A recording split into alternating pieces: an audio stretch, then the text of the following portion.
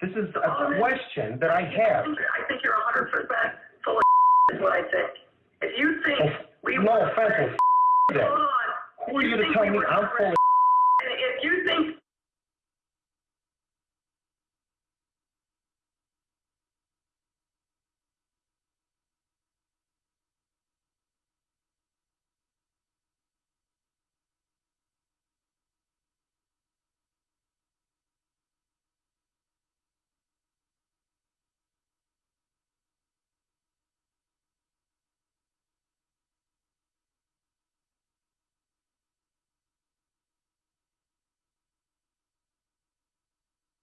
Big problems become big problems when you let small problems sit. That's correct.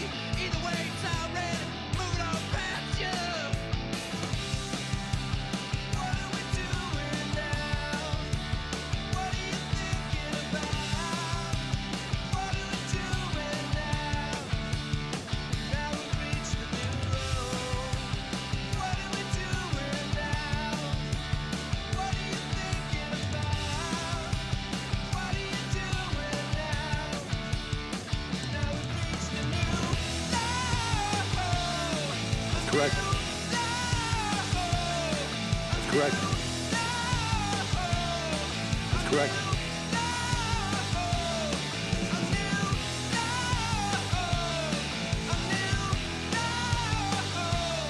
That's correct.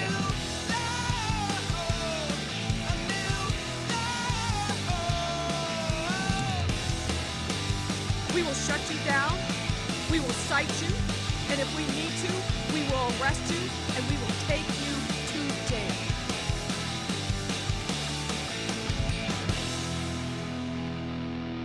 Let's begin with phase one.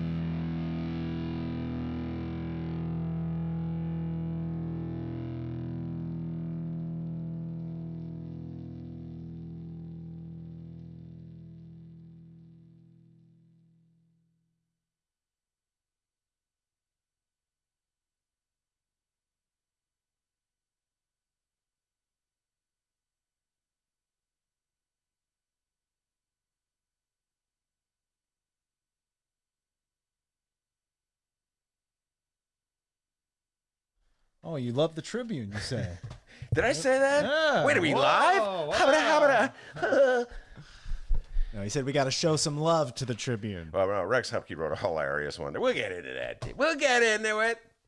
How's it going, everybody? We're live. How about that latest from Michael Girardi, huh? A new low. Awesome, man. When we're back in the studio, we're going to beg him to come in, bring that guitar, Bring that mask. bring the mask, and just rock out. Yeah. Okay. Where am I? Oh, there I am. There you are. Oh, yeah. All right. Hey, good news. What? I can't read my writing. You can or cannot. Cannot. So it's not really good news. But, you know, whatever. Has never deterred me before. All right. Thanks to Troy Laravier, I am now D-Nice on the live stream chat. We're working our way to Dennis, I guess.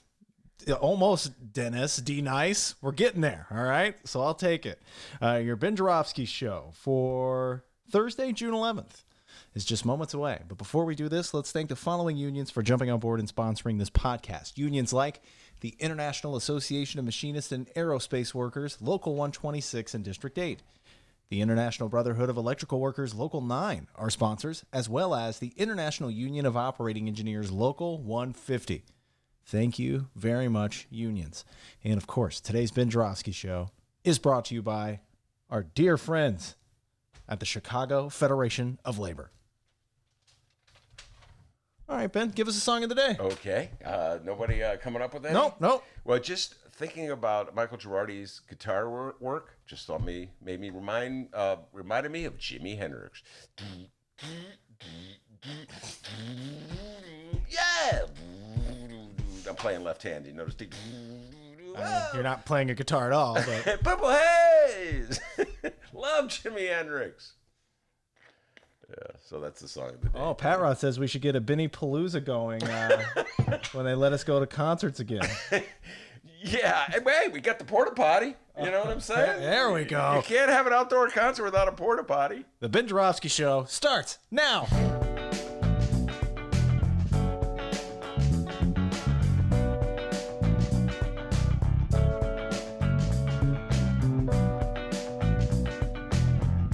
It is Thursday, June 11th, and still live from Ben's attic.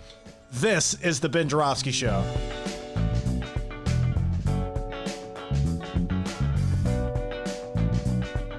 Today on the program, it's another cannabis conversation with Lisa Solomon and Vincent Norment.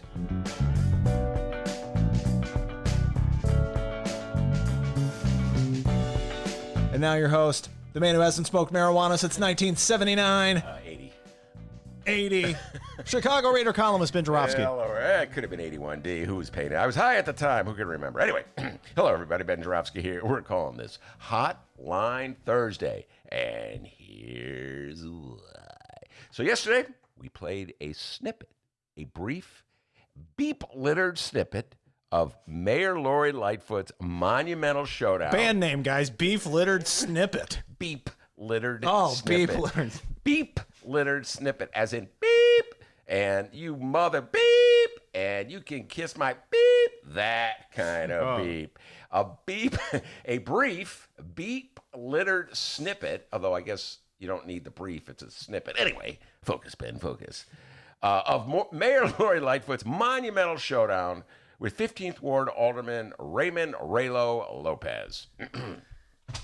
And that was a lot of fun doing that. You know, I need a little diversion, D, from the madness of our times by focusing on the madness of some of our leaders. Anyway, as a public service, we're taking a deep dive. Yes, the Ben Joravsky Show has agreed to pick apart the recording, the actual recording that the powers that be did not want you to hear. Raw, uncut, uncensored. No beeps, okay? Somehow or other, I found this. You know, I'm not the most, internet savvy guy in the world. I acknowledge that, but all my guests, I'm still following newspapers on a 24-hour cycle as the oldest person in Chicago. And all my guests are much younger than me, and they're always like, Ben, did you see this on Twitter? Ben, I just had a conversation with Ramona today. She goes, I saw that on Twitter. I'm like, I just saw it in the news. Anyway, so I admit it. I get it out there, all right, folks? But hey, let's give a round of applause. In the year 2020, our host found a video on the internet. Yes, and I said it to Dennis. I was like last night, I go, oh my God, D. Poor guy. Just think about Dennis's life, all right? He comes to my house. He's doing the show. He works hard. He's at home. He's kicking back. He's eating some ribs. He's having some ice cream, smoking a doobie, watching, I don't know, wrestling matches from 209 on the video. Not eating ribs or ice cream, okay? I don't know what what he's definitely not doing is working, and all of a sudden, ring, and he's like, oh my God, now what? I'm like, D, you won't believe this. I found the actual recording. And then I sent it to him, and got to give him credit. He was into it. Oh, this is awesome. So we decided then and there. We had a pre-show meeting the day before. First time we've ever done that, D. We're really getting organized, huh? Being a little too honest on the program today. Pre-show. Remember Ricky Hendon? There's the meeting before the meeting, and then there's the meeting before the meeting before the meeting. Well, we had the meeting before the meeting before the meeting, if you can follow all that. Anyway, so we had the pre-show meeting. I sent him the tape. I was very proud of that I was the one who discovered it. Me, Mr. Zuckerberg, Mr. Internet, Mr. Millennial. I discovered it. You're welcome, listeners. You guys probably all heard it anyway, because a lot of our listeners are pretty internet savvy. Anyway, it's the full encounter without beeps. And also, well, it has what led to the beeps. Now, let me just give a little introduction, a little preamble for Dennis plays the snippet, the tape, the recording, whatever it is. So here's the preamble. Here's the setup. On June 1st, Mayor Lori Lightfoot held 2 conference calls with aldermen to discuss the unrest that took place throughout the city of Chicago on May 31st, the day before, the weekend before. It was the Memorial Day weekend. And this is very important to establish right now. This was not, repeat, not, N-O-T, a public meeting between... That's correct. Thank you. You Mueller, between Mayor Lori Lightfoot and the aldermen. It was not a public meeting like the ones, for instance, that we discuss with Dave Glowatz every other week. His brilliant discourse on city council meetings, where he, God bless him, sits through those virtual meetings and comes up with the appropriate little snippets, which he then sends to Dennis. He goes, Dennis, play Raylo, you know, like he does. So if that guy isn't ready for BEZ, I don't know what. Dennis, play Lightfoot. And every time he does it, I'm looking over at you, still not taking notes. Take notes. He knows how to set up some audio, all right? He does. He's really good. Go Way on. better than your approach. Hey, D, play that thing. Huh? Not quite ready for BEZ. Mr. Joravsky, please don't send us a resume ever again. Hey, D, you got that thing? Hey, man, come Play on. that thing. Okay, what thing is it? No, but Dave is really good. And I urge everybody to check out this. It's a blast doing those deep dives with Dave Glowatz. We got one coming up next week because there's a city council meeting. Anyway, it's not like that because it wasn't a public meeting. It was a private meeting. It was off limits to the public. It was just the mayor and her alderman having a private conversation. Now, we'll get into the legalities of that because it's not covered a little later in the show. We're going to talk about whether that was illegal or legal for the mayor to have this kind of conversation with the alderman. You know, there was 2 of them, and I think each one had at least 14 aldermen in it. So I don't know if that's a violation of the State Open Meetings Act, but we'll get into that a little while later. Let's put that aside. Anyway, somebody recorded this meeting, this virtual meeting between the mayor and her alderman. I do not know who that somebody was. We'll get into that later. That is the subject. The identity of the person who recorded is the subject of an interesting article in today's Bright One by Fran Spielman. We'll get into that in a little while. We're going to put all that aside. So was the conversation legal? We'll discuss that later. Who was the one who recorded it and was recording it legal? That's very If interesting. you guys are going to tune out, you're a fool. Listen to all this teasing that Ben's doing right now, all right? Keep listening. Hey, BEZ, are you hearing this? This is how you set up a segment, all right? You tease. Right, D? Yes. All right, very good. I went to radio school. So anywho, it was called the University of CPT. You're fired. Anyway, where was I? Okay, so somebody recorded it, and we don't know if it was legal for that person to record it. We don't know if it was illegal for the mayor to have a conversation. We'll get into all this. But so anyway, so there is, before they get to the beeps, which you will hear what was actually said in this recording, there was this, I guess you could call it a monologue by Alderman Ray Lopez. And so with that, I'll say, I'll do my inner Dave Glowatz. Dennis, play the segment called Ray Lopez. Nice. Thank you. Thank you, Alderman Cardenas. We'll go to Alderman Lopez and Tyler Farrell, then Thompson. Alderman Lopez. Thank you. You know, before we started this, we're having a conversation about what's going on in our neighborhoods, and it's heart-wrenching, gut-wrenching. But this is what I was trying to get at this morning, is that when downtown is in lockdown, our neighborhoods are next. And our failure to fully get ready for what's going on in the neighborhoods, we're seeing this destruction, and we're thinking that it's going to somehow end tonight. We have seen where in other cities this has gone on for days. And we need to come up with a better plan for days, at least for the next 5 days, to try and stabilize our communities. Right now, Mayor Back of the Yards has, in Brighton Park, from Halsted almost all the way through to Kedzie, along 47th Street, has been a virtual war zone. Ashland Avenue, which borders between me and Alderman Taylor, has had 400 people and 4 lanes of traffic almost for an hour.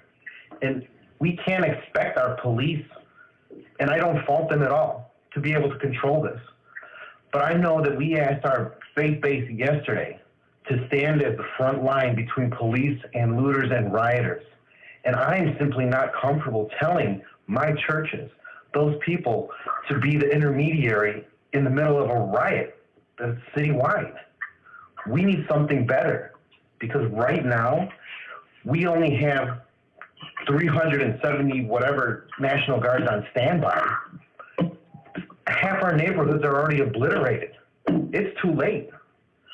We have to come up with a better plan, because my fear is once they're done looting and rioting and whatever's going to happen tonight, God help us, what happens when they start going after residents, going into the neighborhoods? Once they start trying to break down people's doors so they think they got something, or, you know, we know that people are here to antagonize and incite, and you've got them all pumped today, they're not going to go to bed at 8 o'clock. They're going to turn their focus in the neighborhoods. I've got gangbangers with AK-47s walking around right now, just waiting to settle some scores. What are we going to do, and what do we tell our residents other than good faith people stand up? It's not going to be enough. All right, so that's the setup. That's Alderman Raymond Lopez. He's the alderman of the 15th Ward. And as I've discussed several times, his ward is on the southwest side of Chicago. It's an interesting configuration. It's a product of gerrymandering in the city of Chicago. I explained this yesterday. I'll explain it again if folks didn't hear it yesterday. They essentially took 2 neighborhoods, one black and one Latino, and joined them together to form one ward.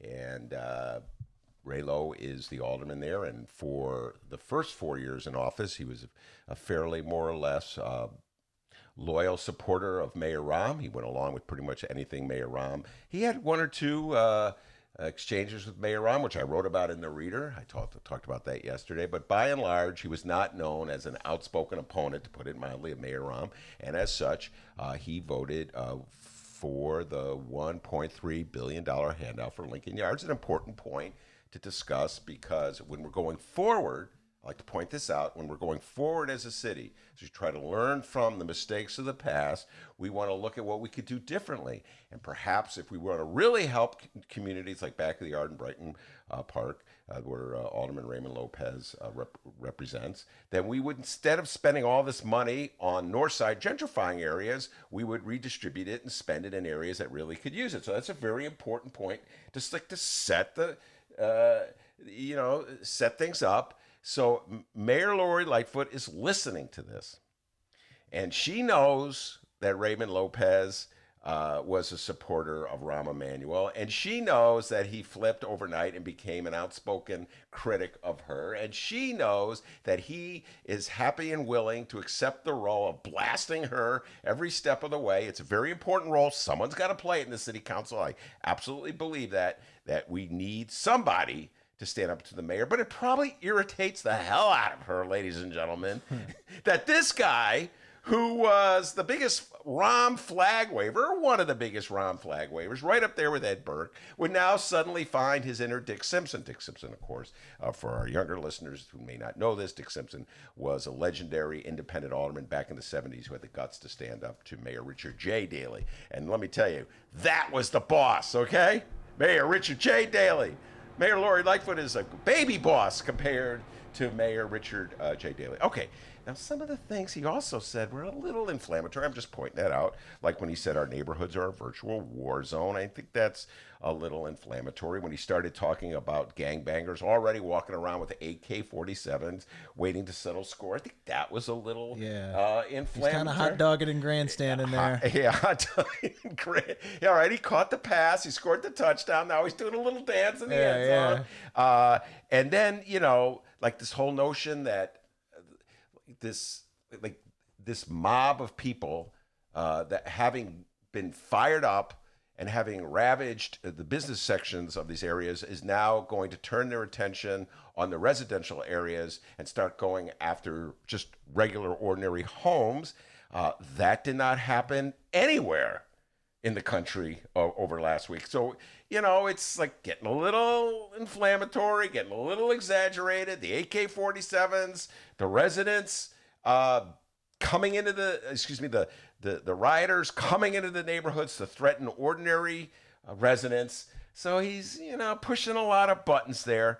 But he does have a legitimate question, I believe, when you put the inflammatory, really needling, annoying, intended to provoke the mayor, push her buttons rhetoric aside. When you just put that aside, you know, which is really hard to put it aside, he does have a legitimate question, which is, what is your plan, Madam Mayor, to deal with this, to deal with the protests so we don't have another night of looting? So there's a pretty relevant question mixed in with a lot of inflammatory rhetoric. And now we'll play it out. This is the setup for Lori Lightfoot's response. We're going to let the brown line pass us. I think I saw Mayor Rahm on that brown line. Oh, wow. Yeah. Probably got his bike on there. Now, guys, you will not hear this on WCPT or BEZ, all right? Those comparisons are going out the window on this one. Holy cow. Thank you, Alderman.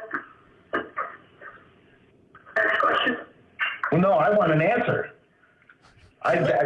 You commented on everybody. I want an answer. It's not something you ignore. This is a question that I have. I think you're 100% full of shit, is what I think.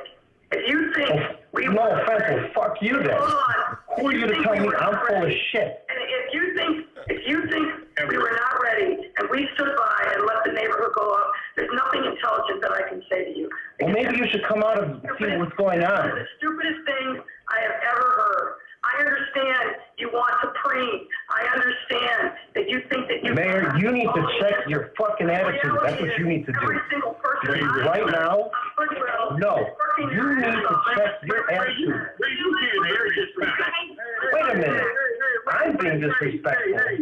You just told me I'm full of shit. No. You cannot tell me I'm full of shit. Everybody, come on, let's calm down. Come on now, let's calm down. Wait a minute. Okay. Wait a minute. Ray, cut it out, please. Yes, calm down, please. We're all here. Come on. Wait a minute. Calm down. My neighborhood. Please calm down. Let's go there. Thank you. Right now, we need solutions. So people need solutions. Let's step up, right? Yeah. All hands on deck right now. Right. Bullshit. Okay, we'll move on, but we recognize certainly the devastation in your neighborhood, and it is not being taken lightly at all. Apparently not. Alderman Farrell. My question is, I'm sorry, Sam, I should have known. 22 after the hour, you're listening to WBEZ. News, weather, and traffic coming up. Oh, my God. I know. The tensions have been really high, and it's been a rough couple weeks in our city and our country. But I don't know, guys. There's just something diverting about listening to our mayor and alderman. Oh, let me just say, you're full of 100%, not just full of shit, but 100%. I love the 100% in there. Yeah. And he's like, what? Well, fuck you then. I'm sorry, guys. That's Chicago, man. That's Chicago, okay? You know, we dress it up. We dress up the city, you know. I always point out I'm not from Chicago. So, you know, I never swore before I came to the city. I was from Evanston. We never swore in Evanston. Swearing, what's that? Come to Chicago. You're not just full of shit. You're 100% full of shit. That's my favorite part. Oh, yeah? Well, fuck you. Hey. And then I love the other alderman. Hey, come on, guys. Let's just break it up. Let's break it up, all right? And then there was, I don't even know who there's another voice, a woman saying, we're listening to you. Like Lori Lightfoot's aide or whatever. She's saying, yeah, unlike what everything the mayor says, we don't think you're full of shit. We're actually listening to you. Oh, my goodness. So, all right, Dave, I feel compelled to render some kind of, opinion about all this. So, as I said, it was very inflammatory language that Ray Yeah, used. can we just not like them both? Yes, I think that's pretty. That's my take. But can I just say, oh God, let's put it this way. That was I don't even know if passive aggressive is the right way to frame Raylo's preamble. But it was intended to needle. It was intended to provoke. It was intended to inspire the exact reaction he got. Now, D, I've lived a long life. I dealt with some master needlers in my life. I'm not going to name names, but they're out there. They have a way of saying something, and sometimes they do a preamble like, well, I'm not saying anything, and then they say something, and then everybody red in the face. So I know, I've seen some masters of this game. Raylo, you're pretty good at this. The gangbangers with the AK-47s, the virtual war zone. Our neighborhoods are already obliterated. Your idea of having faith-based leaders stand between, civilization and madness. You set it up to make the mayor look as absolutely bad as she could possibly look. And then you got the reaction that you want, and then you're like, what? Bring it on then. But having said that, I don't know, Mayor Lightfoot. So you could have refrained. You could have said something like, I mean, that couldn't have been the first time that they've talked to each other like that, right?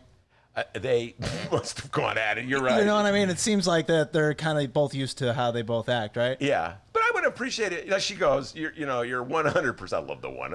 Adding the 100. Wait, you sure it's not 50% or maybe 33%? No. I mean, listening to it, it was honestly about 65%. Yeah. There was about a good 20 seconds where it's like, oh, I'm feeling you, Raylo. Then it was like, oh, okay, you're turning into a pro wrestler here. Yeah, I know. So, so I guess she's pretty right with the 100%. No, it's 65%. No, just 65%, Mayor. But, so you could have gone, how did Michelle Obama put it? You could have taken a high road. He went the low road. You could have taken the high road.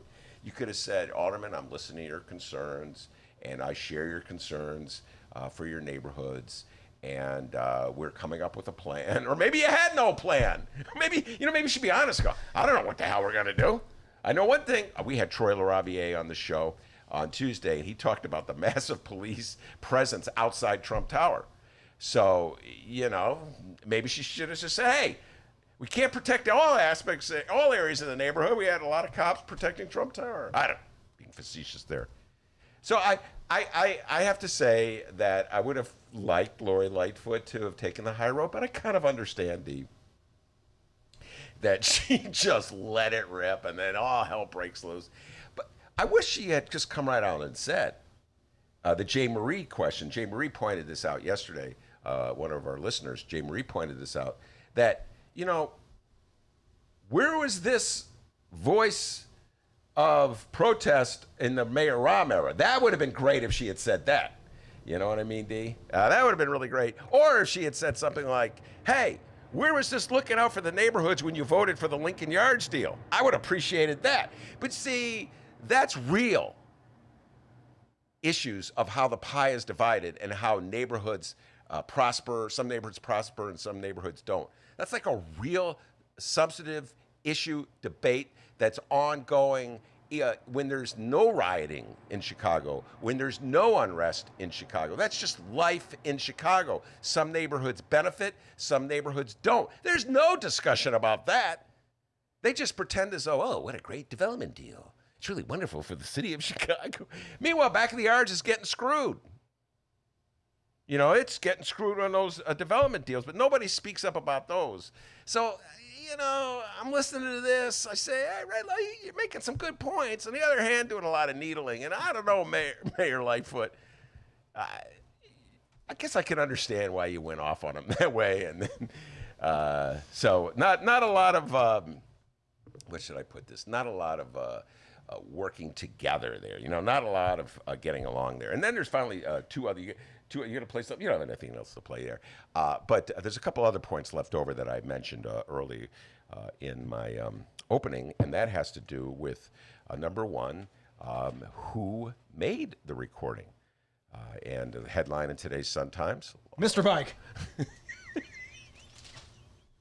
Dave Glowacz. No? Dave Glowacz was in the back rooms.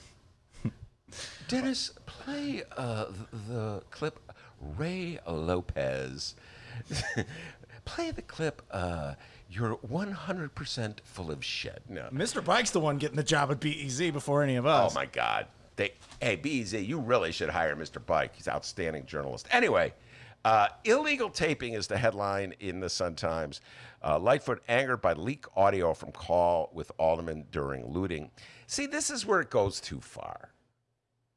You know, you had this spat. You said he was 100% full of shit. He told you to go fuck yourself.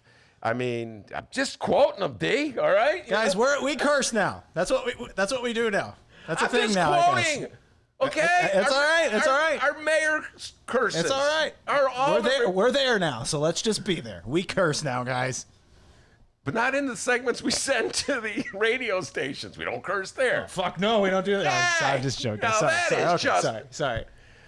Back in the old days, I remember the Yoda, who was the brains. Yoda.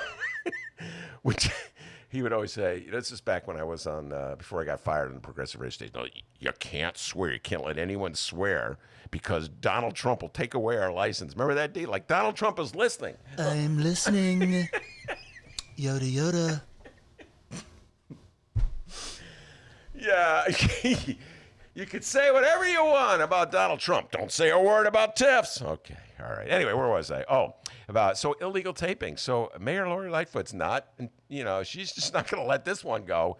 The Illinois Attorney General's office said it has received a complaint about the alleged violation and is looking into it. Doesn't say who it received the complaint from, but Lori Lightfoot is insisting that the recording is illegal. I guess it's like it's against the law to tape somebody without them knowing. I'm hoping it's not illegal to play it. Well, everybody's playing. It's all over the internet. Oh, Trump's listening right now. No, yeah. Hold on. Uh-oh, that's Lori Lightfoot. Get that tape out of it. So she's having the Illinois Attorney General. Listen, Kwame Raoul, you got far more important stuff to do. Just bury this thing. This is really now getting ridiculous. I mean, it's a fun diversion, as I said, the mayor yelling at the alderman needling the mayor, which is what he did, okay? The mayor telling him I love the 100. That's beautiful, Lori Lightfoot, that 100%. That's just a beautiful little addition to the thing. You learned a thing or two back there in Ohio, okay? She learned a little something there in Ohio. She's from Ohio, you know that, D. She learned like a billion things. Yes, that's billion with a B. So, whoa, what happened there? So I just hope you drop the whole thing. But meanwhile, Fran Spielman, a City Hall reporter for the Chicago Sun-Times, asked Lopez whether he had recorded the call and leaked it to the media. She wants that scoop, baby. And here's the quote, exactly as it's written, okay? So I'm just going to read it as it's written in my beloved Bright One Home Delivered, as it is every day. Quote, I will not know. Until she proves otherwise, I stand by my assertions that this is not for me. These leaked tapes are not for me. Wow. I'm not quite sure how to decipher that. Until she proves otherwise, I stand. Well, if she proves that it is from you, will you suddenly say, yes, it was me? I mean, you know what I'm saying? I don't know, Raylo. It's either you leaked it or you taped her or you didn't tape her, you know? I would be proud of it. I don't know. Yeah, I did it. Yeah, what the heck, you know? You know what I'm saying, D? Anyway, he goes, I will not. I think he was starting off to say, I will not, dignify that question. And then he just said, yeah. No. He decided that he didn't tape it. So that's where he is right now. And then we get into the issue. He does a counterpunch, which, by the way, this is where Raylo is really, I think, helpful. Because he's willing to look into sort of the procedures, our rules being violated, and that gets into the Open Meeting Act. And the Open Meeting Act... Counterpunch. Wow, very good. And the Open Meeting Act is a law on the state books that's intended to protect us, the citizens, from being held in the dark about what our public officials, our elected officials are doing. I think it's absolutely a very important law. It's like public records law. We have a Freedom of Information Act that enables us to petition government to turn over documents that are relevant to how they're handling government. Now, they generally use that rule. They use that law to prevent us from seeing the documents that we should be seeing. So instead of being a tool for transparency, it is like a shade that they draw down to keep us from seeing what they're up to. But the Open Meetings Act is intended to have open meetings, just as the word says. And so they call in, Fran called ACLU spokesman Ed Yonka, and they brought in the ACLU, D, all right? And this is what he said, quote, if there was a meeting by video or phone where a quorum of the city council was present and discussing public business, and if there had not been a majority vote for a closed meeting during a previous open session, then these sessions appear to violate the Illinois Open Meetings Act. That's correct. All right. So, and then Fran took the deep dive, give her credit. She went to the rule book and said that a majority of quorum means 14 aldermen. So if there were 14 or more aldermen in that meeting, in that phone conference, in that virtual meeting where Raylo and Lori Lightfoot went at it, that's a violation of the Open Meeting Act. So here's my suggestion. I'm playing the role of the peacemaker, all right? From my attic overlooking the alley and the porta potty. What? Okay? Just call me Peacemaker Ben. Here's what we do. Wait, never mind. The porta potty, the peace taker. That's good.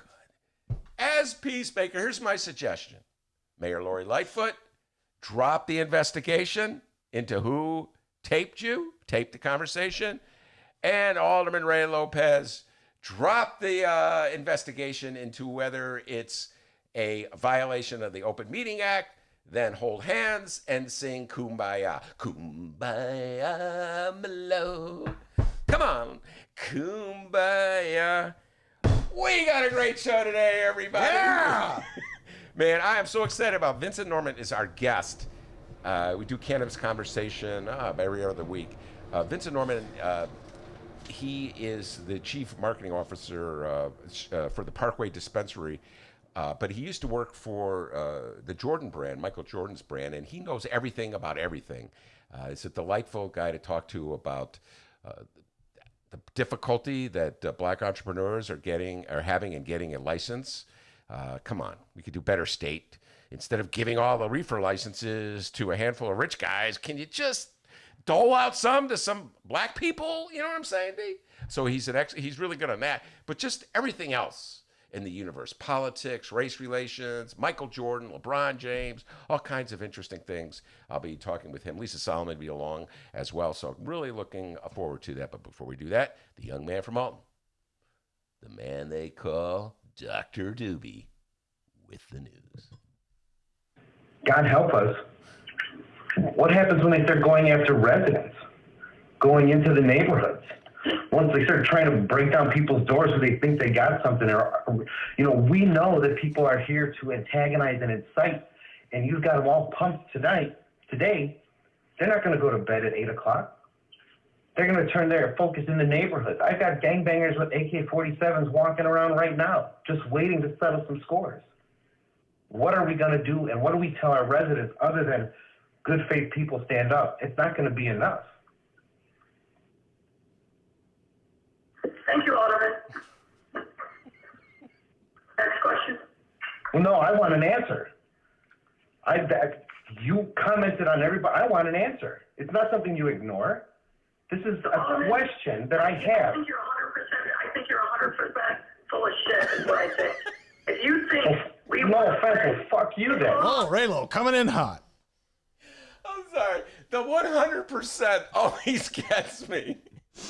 I think you're a little unfair there, Mayor Lightfoot. I think Dennis is right. It's more like 65%. Yeah. Or is it 35% full of it, or but I think you should apologize him for the 100%. Okay. Oh, and I've said it before, and I'll say it again. Lori Lightfoot, 100% not coming on this show, especially after playing that. I think there's like a 35% chance, D. Maybe we limit the conversation to the Bears. Get her opinion. I just wrote a column on this. Are the Bears prejudiced against black quarterbacks? Absolutely yes, I believe. They have a serious bias. Maybe I'm really curious what Lori Lightfoot has. Bias against winning. Okay. Let's find out what's happening in Chicago and/or Illinois this afternoon. Oh, hey, here's something we haven't heard in a while. No public events listed for Illinois Governor J.B. Pritzker. Big problems become big problems when you let small problems sit. Perhaps his own sanity was the big problem in this instance. The governor's been at it nonstop for the last 3 months, so hopefully he's taking a little time off, which is good because we all recall what happened the last time Governor Pritzker went too hard in the political paint. Dude broke his femur. That's correct. Remember that guy's femur gate? We called it. Was that during? I've lost track of time. That was last summer, Femurgate, remember? It was over the summer, yeah. Okay, just want to make So I remember it was right around Illinois State Fair time. Was it around Gatorgate time? Oh, the good times. For the good times. You like that song, Dave? No, I never heard of it. Okay. J.B. Pritzker was on the shelf for like a good month or more.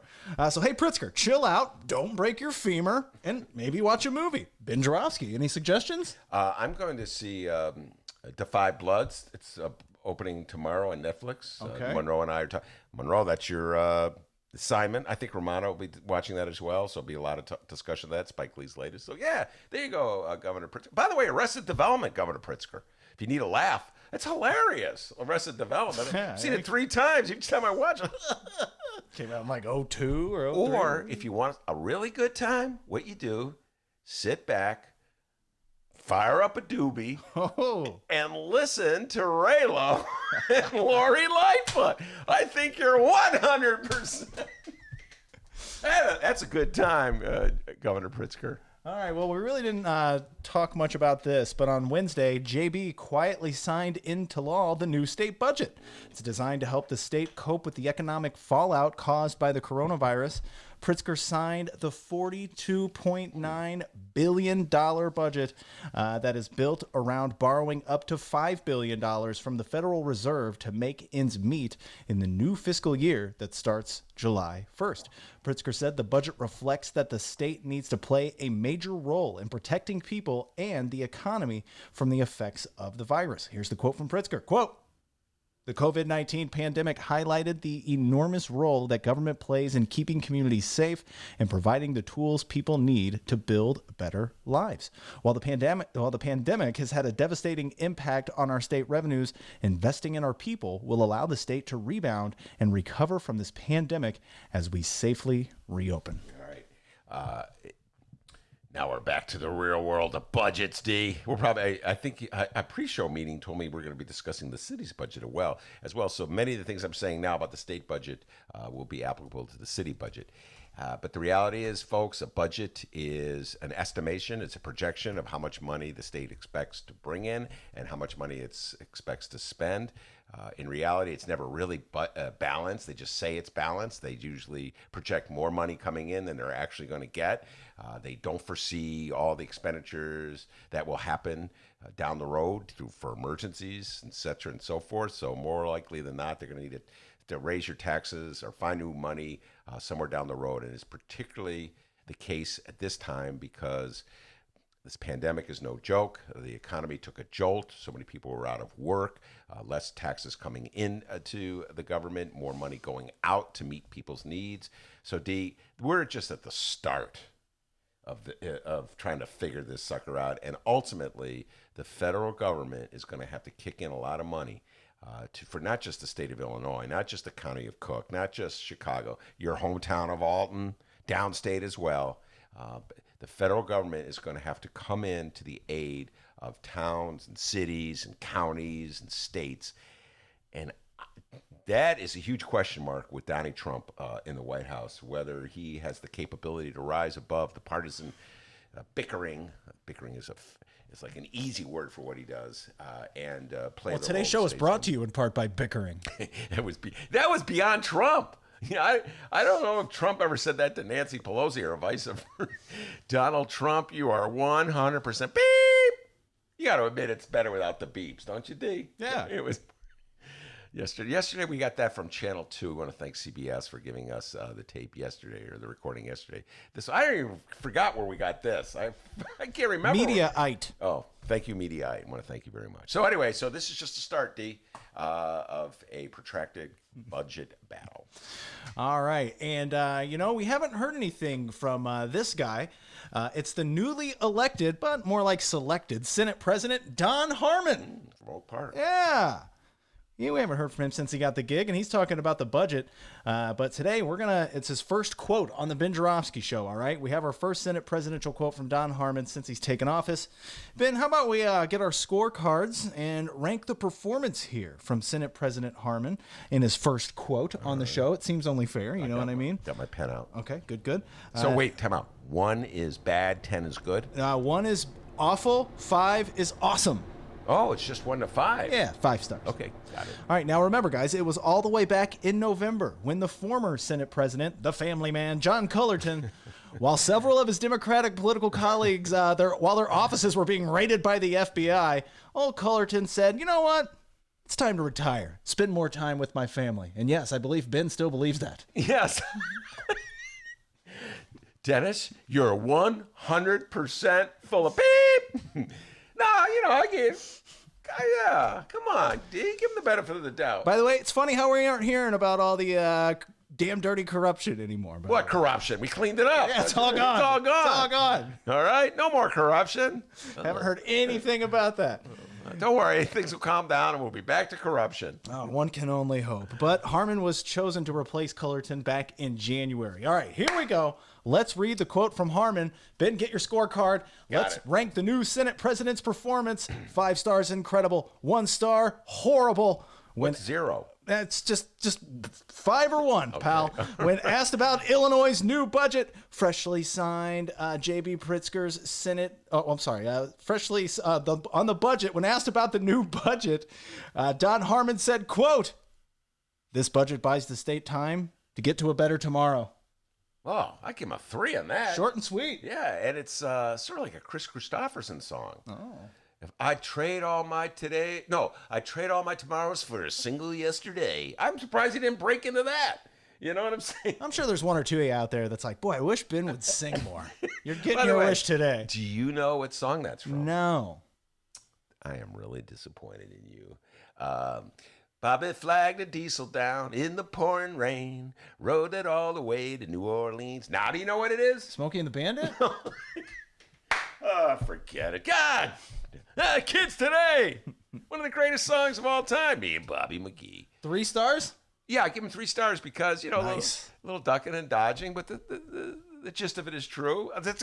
He basically said in a really nice Chris Christopherson way that, we're sort of kicking this can down the road till we figure things out. That's kind of what he said, D. But he said it really nice, and Chris Christopherson, like, Bobby flagged a diesel down in the pouring rain. I'd trade all my tomorrows for a single yesterday. Isn't that a great line, D? All right, let's go to Chicago. Chicago Mayor Lori Lightfoot. We will shut you down. We will cite you. And if we need to, we will arrest you and we will take you to jail. First off, just like the governor, no Thursday public events scheduled for Mayor Lakefront.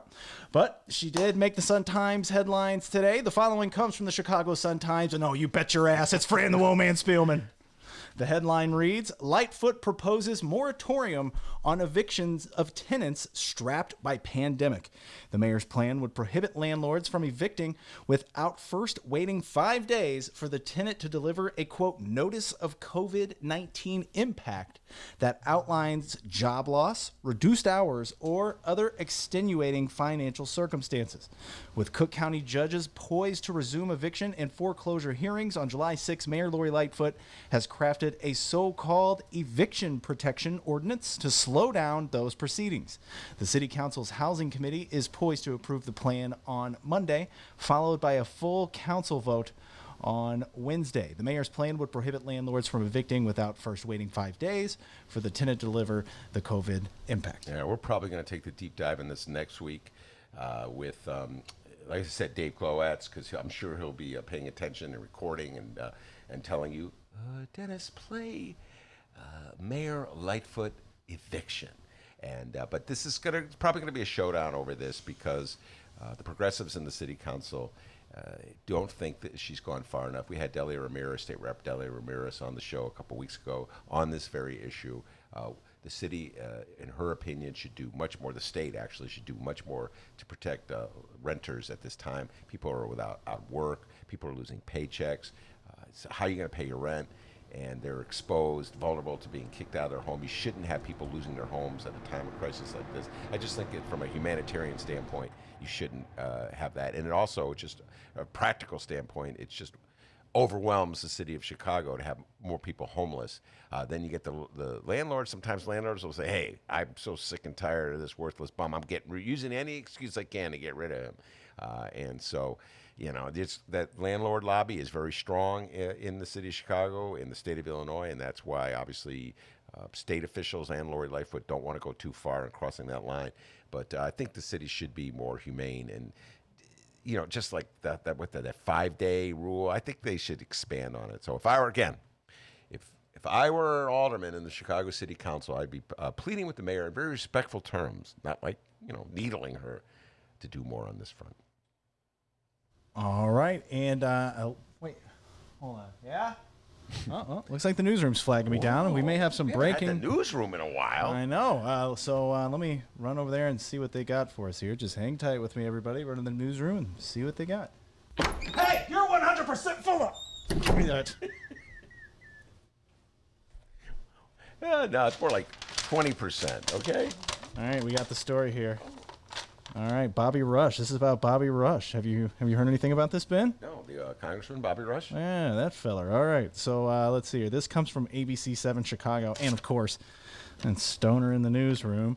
It says here, U.S. Congressman Bobby Rush said that several Chicago police officers were, quote, relaxing in his campaign office while nearby areas were being looted. The incident occurred at his office at 65th Street and Wentworth Avenue on June 1st, and Congressman Rush said the incident was captured on videotape. Rush said about 8 police officers were lounging in his office, and relaxing. It says here, we've got a quote. It says here they even had unmitigated gall to make coffee for themselves and to pop popcorn, my popcorn in my microwave, while looters were tearing apart businesses within their sight and within their reach. Mayor Lightfoot offered an apology on behalf of the city. She said, quote, it's a personal embarrassment to me. The mayor said the offices abandoned their obligations and they and supervisors will be held accountable. She said that she is pushing for the state to pass a law requiring police officers to be licensed. Well, that's a whole other issue that's coming down the road. Licensing police officers.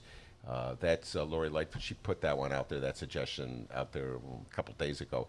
I need to know more about this story, though. Just hearing what were they doing in Bobby Rush's office? Right? Yeah.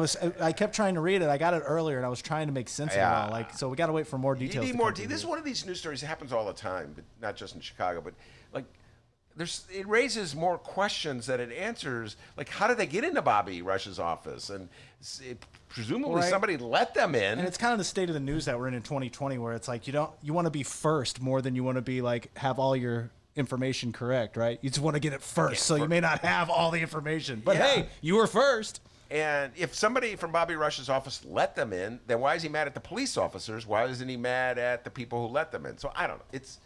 Yes, it says here Lightfoot is going to make an announcement here. So once we get our interview going, maybe once we're done, I'll try to gather some more information on that. So that's some breaking news. But one thing we wanted to talk about before we rolled out of here as well, this was from Tuesday.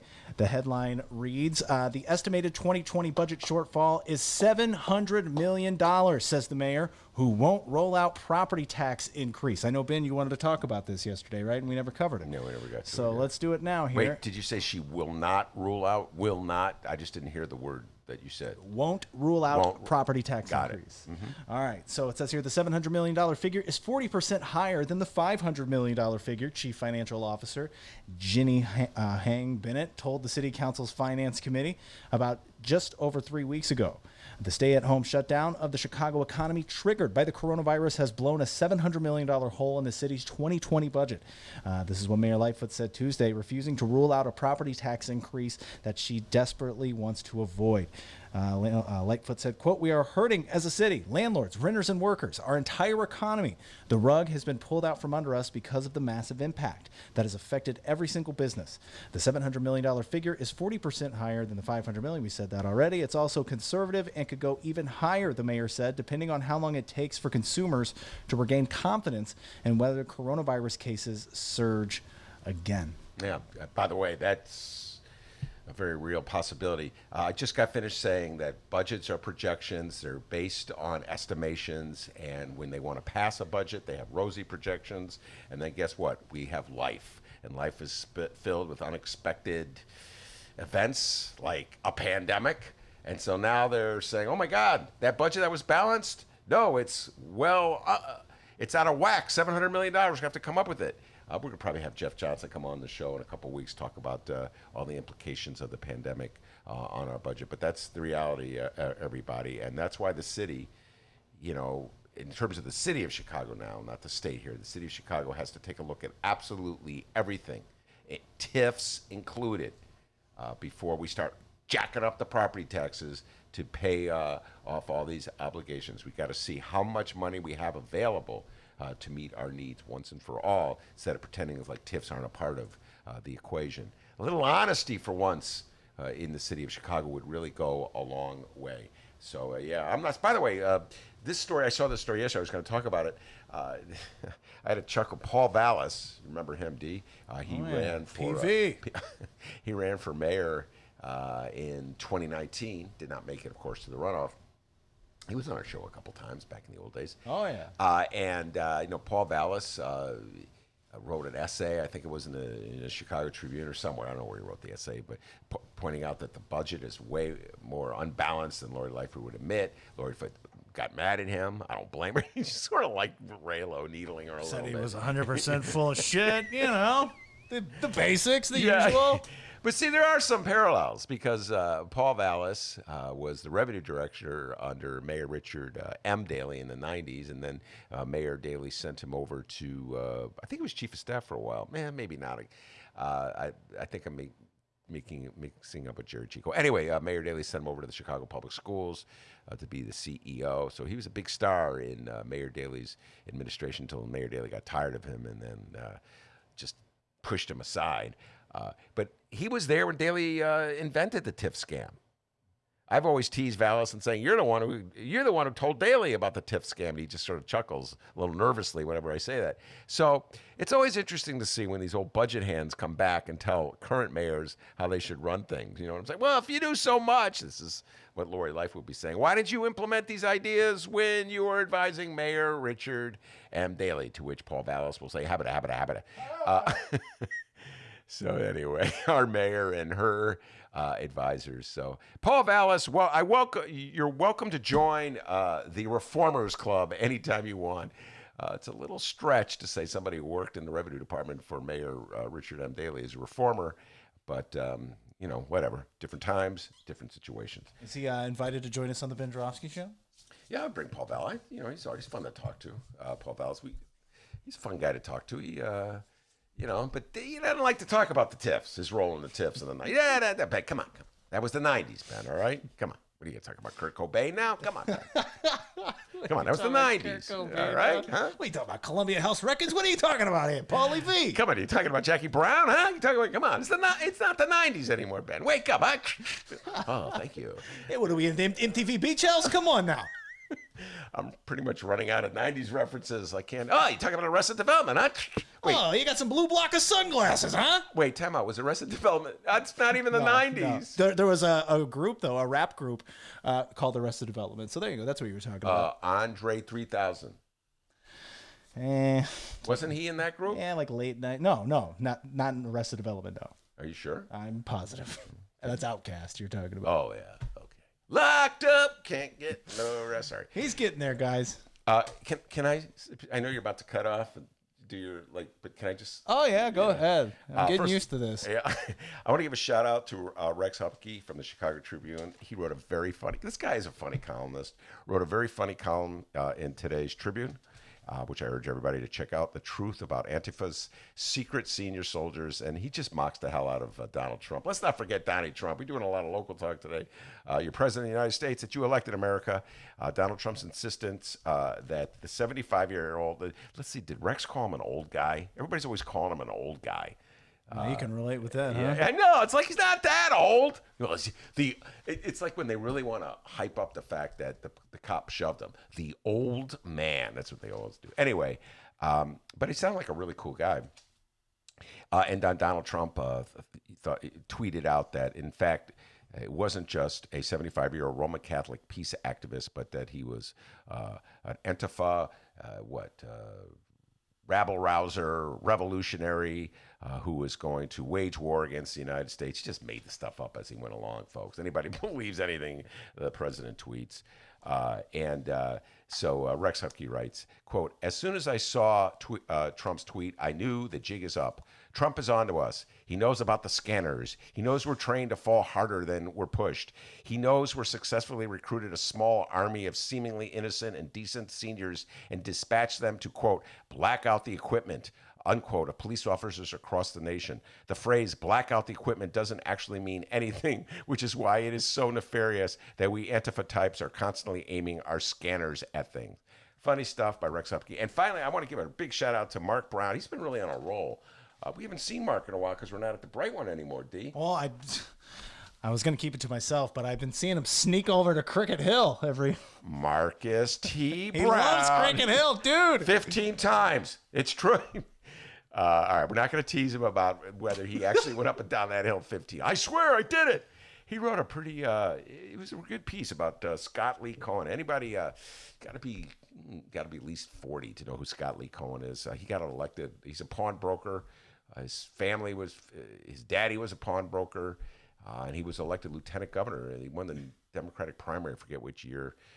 Out of nowhere, he won the Democratic primary. Anyway, Scott Lee Cohen invited Mark Brown down to visit his pawn shop on the South Side and talk about the looting and the rioting that went on there.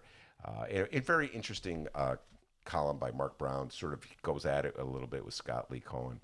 I urge everybody to check it out. Good job by Mark Brown. He's been doing some good work lately. So I just had to give a couple shout outs. And Mark, sorry to call you out there on the show, but I've been seeing you on Cricket Hill, and hey, this applies to you too. We will shut you down. We will cite you. And if we need to, we will arrest you and we will take you to jail. Okay. We need those Mark Brown pieces now. Wait, time out. Have they opened? Has the mayor opened up the lakefront yet? I don't think so. No, still shut. All right, still shut. Yeah. Got to keep that lakefront shut, D. All right. All right. Anything else you want to add there? NASCAR. Can I talk about NASCAR briefly? Or should I wait? It's called the Ben Joravsky Show.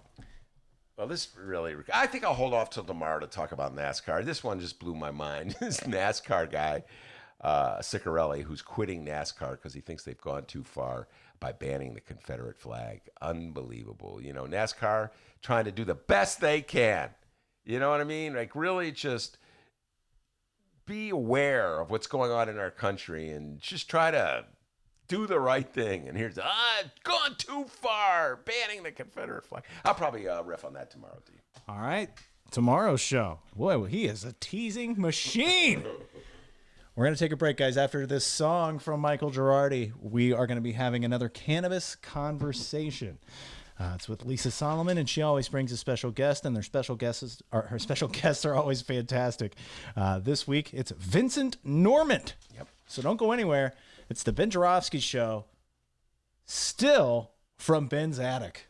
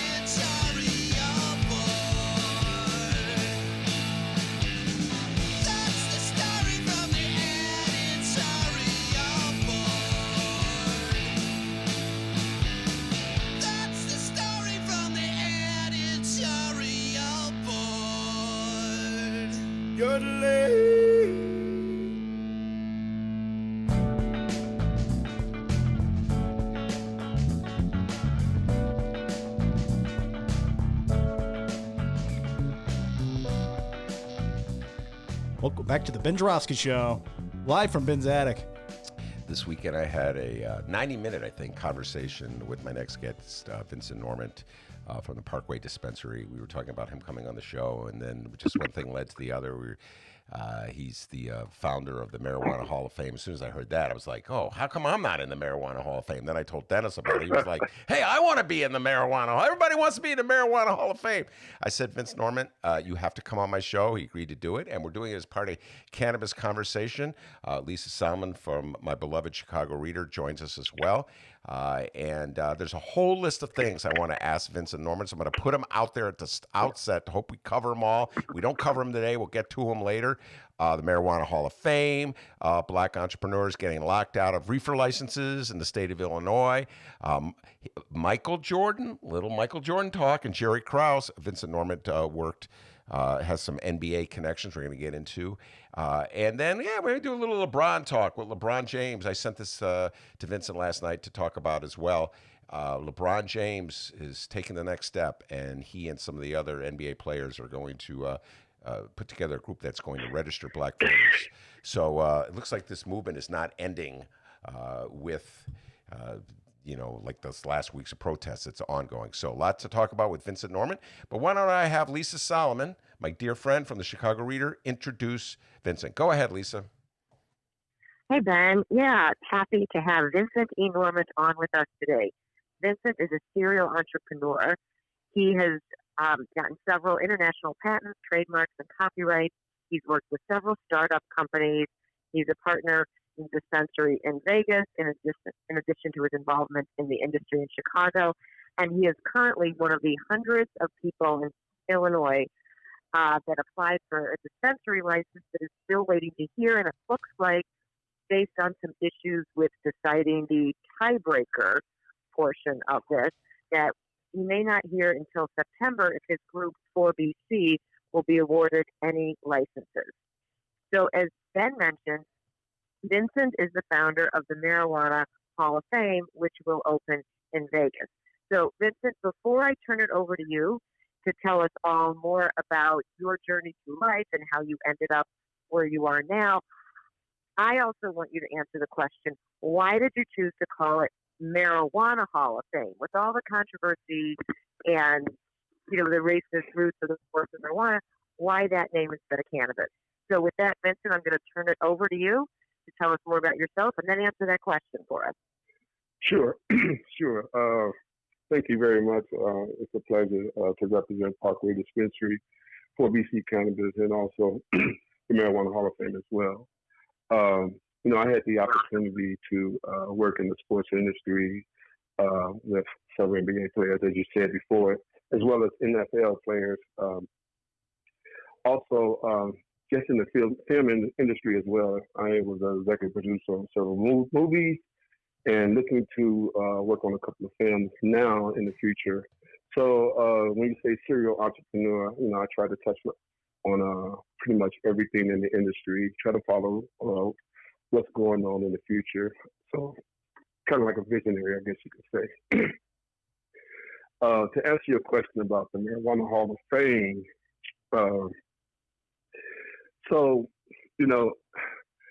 marijuana has the name itself, the stigma behind it. A lot of people have paid a heavy penalty, especially black and brown people. And so the reason why I chose the name marijuana over cannabis, because I wanted to hit it head on and call it what it is. The popular name is marijuana.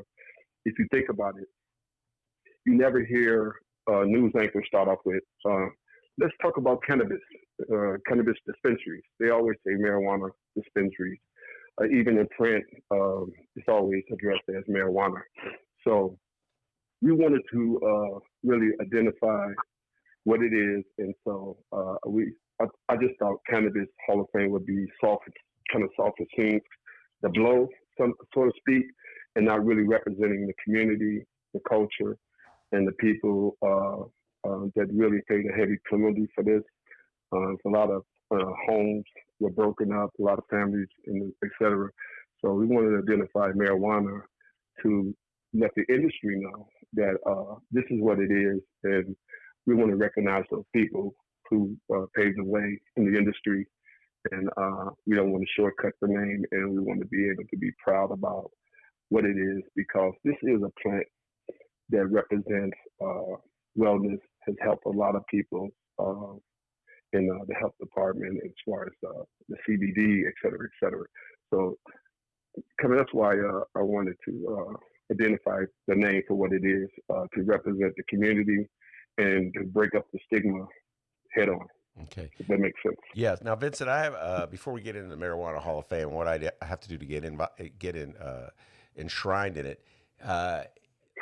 Let's talk about your evolution to this position. And I always point out when I do one of these cannabis interviews.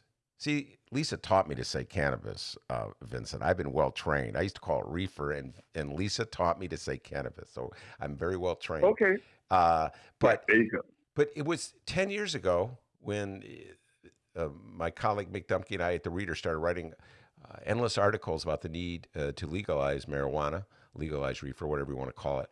and nobody wanted to talk about it. It was, you talk about a off-limits topic. It was, people were afraid to talk. Public officials were afraid to talk about. Democrats were so intimidated by a Republican law and order rhetoric that they were afraid to embrace the legalization effort because they didn't want to be labeled as soft on crime, weak on drug enforcement. It's insanity because most of them were smoking it themselves, Vincent, or had smoked it and just stopped. So when did you just come out and say, I'm part of this legalization movement? Was it an evolution with you? Sort of, yes. I think, for years, not that I shied away from it, but publicly, I didn't make this an issue of, or that I'm a, connoisseur. But, from a health and wellness standpoint, I did talk about the CBD products and how it helped me. But as you said, the evolution for me was about, I guess, 5 years ago that I really started, saying that, hey, I need to be a voice here. And so I just went out there and started championing it about, the plant itself and the benefits, the health benefits as well. And so I took on those responsibilities, and then lo and behold, not me expecting this at all, 2018, I was driving in my car and I got to singing this song about, I'm in the marijuana, put me in the Marijuana Hall of Fame. And I said, Marijuana Hall of Fame, wow, that's interesting. So I Googled the name, and lo and behold, there was no Marijuana Hall of Fame or anything such as a rival of the Rock and Roll Hall of Fame. And so I thought this would be a great opportunity for me to look a little bit more into it and to establish it and to create the Marijuana Hall of Fame. And so in order for me to really champion the plant and really represent what it is, the hall, I wanted to learn more about the recreational side. So I took the liberty of moving out to Vegas, just jumped up and left Chicago and said, hey, I'm going to go out here on the West Coast where, they have a little bit more a head start. And so I went out there and started learning a little bit more about the recreational side and how business to business works and the community itself, corporations, and also a little bit more about the culture. And so from there, before I actually went to Vegas, I was campaigning for JB because he was one of his campaign promises was if he got elected, he would make sure that recreational marijuana would be legal here in the state of Illinois. So from there to Vegas, meeting a lot of contacts, creating a lot of relationships. And then, of course, once Illinois announced that it would be legal recreational, I came back to my state, land of the Lincoln, in my city, Chicago, which I love. Yeah. We hop skips over this, but Vincent was born in Chicago, lived here till you were 14. Do I have that right? Is my memory correct? Then you moved to Arkansas? Yes, moved to Arkansas when I was in the 6th grade. So it was roughly around about 11, 12. There you go. So Chicago is his hometown. All right, so let's talk about the difficulties, the obstacles that black-run dispensaries have getting a license. Talk about that a bit. I was kind of really disappointed.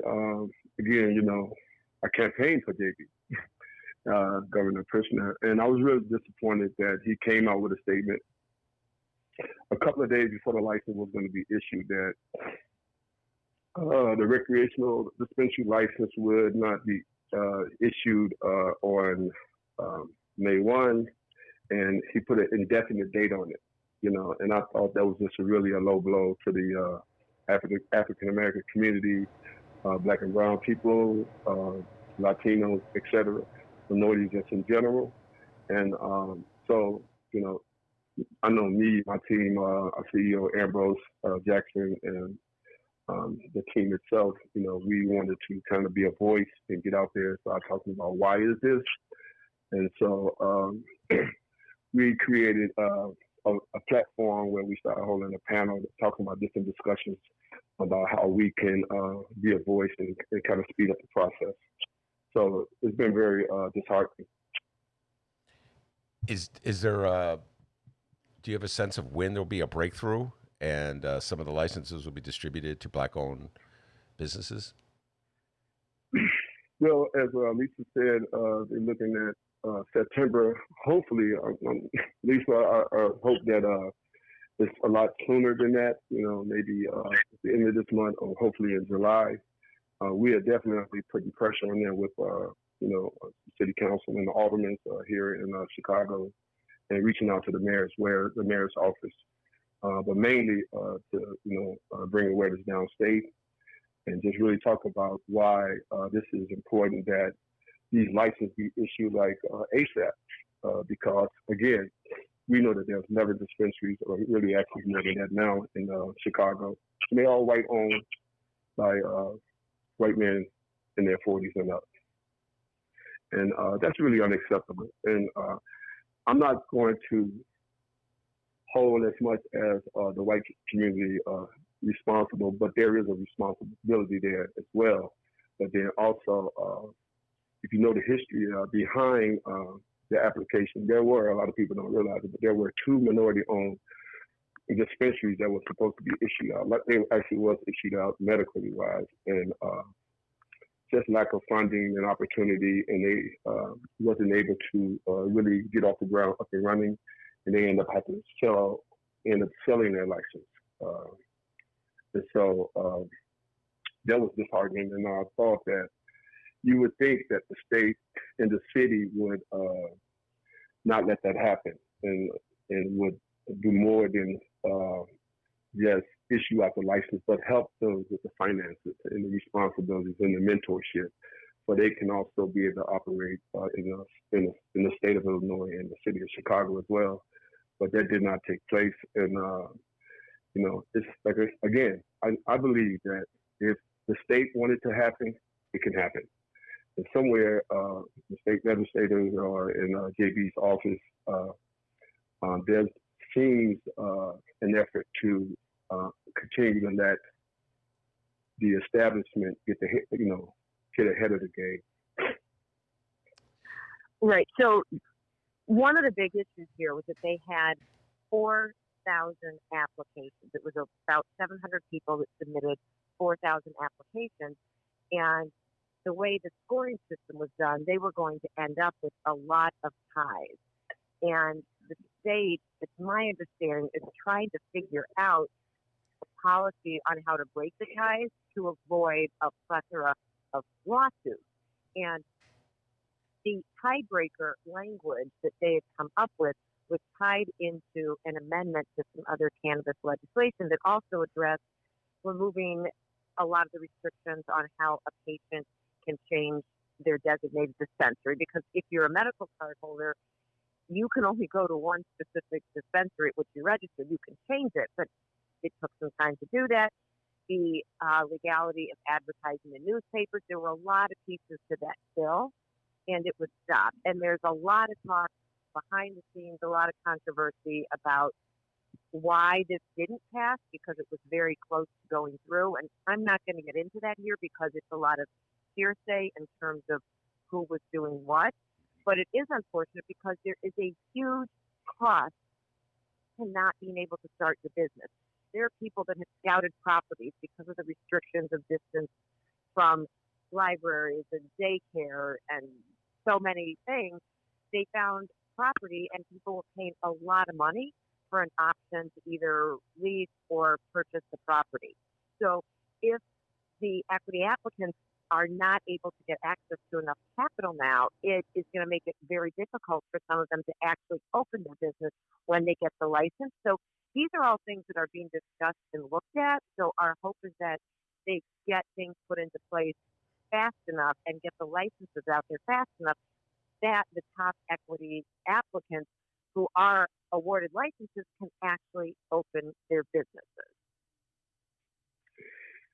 That's true, but again, as you said, in hope of And again, by having an indefinite date, this thing could go on until November. That's scary. That's a scary thought because, again, like you just said, the applicant has spent, tons, thousands of dollars, and we're waiting in tow here right now. And I believe that some of the applications or applicants going to have to drop out if this continues to linger on, for the simple fact that, financially, they just won't have the capital, because right now investors are waiting. Their stance is, why should we invest in these minority-owned dispensaries or just dispensary license in general? Let's find out who's going to get the license first, and then we know we have pretty much a winning ticket. So that being said, it's really holding the applicants hostage as far as being able to go back to the landlord and say, hey, can we extend the lease or whatever those different things are in with the funding. So it puts a really financial strain on the applicants. Absolutely, they're holding on to property that they can't use yet. They're paying, in effect, they're paying rent, and they aren't getting any income in. So it's a sure way to go out of business. Lisa, do you have any other marijuana-related questions before I move on to we should talk about the Marijuana Hall of Fame. So what's your vision? Yeah, let's hear more about that. Yeah, what's your vision, Vincent, of who gets into the Marijuana Hall of Fame? And is anybody in it? You got the rights to the name. You have a location, Las Vegas. What's the next step? So, as I said earlier, I kind of looked at 2019 a little bit more of research and development and really understanding how we can serve the community, because it's not my Marijuana Hall of Fame. It belongs to the community, the people who paved the way, who championed the plant, and did all the things to get it to where we are now. I think there's roughly 11 states in the District of Columbia, where recreational, and 33 states medical. So we want to continue to get other states involved in the process as well. So with the Marijuana Hall of Fame, we want to recognize those who paved the way in the industry. And it's not just potheads. People think, this is reefer, as you say, being reefer. But we also have scientists who, created and extracted the plant for CBD. State legislators, Prop 96 in California, which was the first medical state to make it legal. People like Ricky Williams in sports, he championed the plant in the NFL and paid a heavy price. Lost a lot of money, suspended several times. Willie Nelson, his history goes way back. Did a lot of jail time, in and out of jail, because he really was an advocate for marijuana. And so, Cheech and Chong, of course, and the founder of Normal, Mr. Swoops, the founder of High Time Magazine back in 1974. So we want to identify those people and enshrine them, induct them into the hall. But our first run at it was 2019, where we inducted Wanda James into the Marijuana Hall of Fame along with Steve D'Angelo, and we worked with NJ Biz Daily. They awarded them into the Hall of Fame, and so that was our first introduction to recognize these two individuals, because they really paved the way. They really paid a heavy price and really was on the forefront of cannabis. And when we talk about minority-owned dispensaries, and they're somewhere around 3-4%, it's really amazing how the first two to get inducted are minorities. Wanda James, an African American, and Steve DeBardo. His inherited in the Hispanic community as well. So here we are inducting two of our first class of minorities, but we only represent 4% of the industry, and that is unacceptable. Elise, why don't you tell people a little bit about Wanda James? Vincent just mentioned her. Wanda is actually coming on the show next month. She is phenomenal. She is a pioneer in the industry. She owns a dispensary in Colorado. And Vincent, if you'd like to add more, go right ahead. Sure. The dispensary that you mentioned is simply a Pure Dispensary. She's also founded and president of the Cannabis Global Initiative. She's a former, veteran lieutenant in the Navy. She's been an activist for decriminalization of marijuana as well. I mean, her accolades go way far and beyond, and as well as Steve D'Angelo. He was actually won a lawsuit against the state. They had shut down his dispensary and took all of his product, and he fought state legislators and went all the way up to the Supreme Court and had a ruling in his favor that he could continue to operate legally. So that was a big win for him. And again, like I said, this is why these two individuals really trump anyone out there, I believe, when it comes down to representing marijuana as a whole and the stigma behind it. You mentioned Right, and it's really interesting that Steve D'Angelo is also the founder of a nonprofit called the Last Prisoner Project, and they've been getting a lot of donations in the last couple of weeks with everything going on and more attention being given to the unjust incarceration of people of color for cannabis offenses. So that's an interesting organization we can talk more about on a different show. Mm-hmm. Yes, it is. And he's white. He's quite a charismatic guy too. So you've got to definitely get him on the show. He's a very interesting character. We met him at the conference last year. Vincent, you mentioned Ricky Williams, and we'll use that as a transition into sports, which is something I want to ask you about your connections to Michael Jordan and your thoughts on Michael Jordan and LeBron James and the changing role of black superstars in the movement. But to Ricky Williams, we had this conversation, I think, on Saturday. I called it reefer reparations. And there you go. Yeah, and that's why I got to be in the Hall of Fame. So Ricky Williams, I know a lot of our listeners aren't in the sports, but Ricky Williams was a great running back. I think he was drafted by the New Orleans Saints, played for the Dolphins, doing this off the top of my head. He was. And I think Mike Ditka, I just ripped Mike Ditka in a column, but Mike Ditka was the coach of the Saints when he drafted him. And his career, well, he was constantly getting in trouble for smoking marijuana, constantly getting banned or ousted. And this is what I'm talking about, Vincent, just the mindset of society as a whole, but the NFL in particular. You got huge men running at each other at full speed, like damaging themselves significantly. And when they try to ease the pain a little bit or the torment by smoking a joint or whatever, they get banned. They're tested for it. But they're allowed to take all kinds of pills.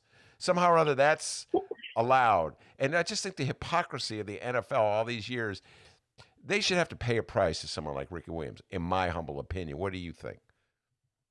Definitely. We had that conversation Saturday, and that's what the name, we came up with the name reefer reparation. But I believe that,